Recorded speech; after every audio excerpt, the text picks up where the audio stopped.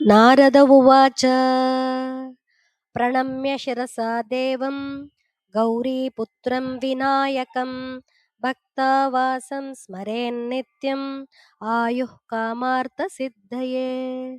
प्रथमं वक्रतुण्डं च एकदन्तं द्वितीयकं तृतीयं कृष्णपिङ्गाक्षं गजवक्त्रं चतुर्थकं लम्बोदरं पञ्चमं च षष्ठं विकटमेव च सप्तमं विघ्नराजं च धूम्रवर्णतताष्टकं नवमं बालचन्द्रं च दशमं तु विनायकम् एकादशं गणपतिं द्वादशं तु गजाननं द्वादशैतानि नामानि त्रिसन्ध्यं यः पठेन्नरः न च विघ्नभयं तस्य सर्वसिद्धिकरं परं विद्यार्थी लभते विद्यां धनार्थी लभते धनं पुत्रार्थी लभते पुत्रान् मोक्षार्थी मोक्षमाप्नुयात् जपेत् गणपतिस्तोत्रं षड्भिर्मासैः फलं लभेत् संवत्सरेण सिद्धिं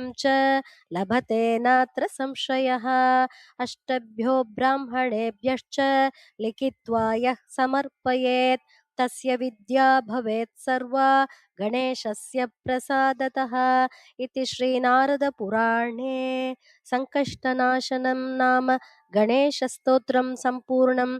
श्रीकृष्णार्पणमस्तु।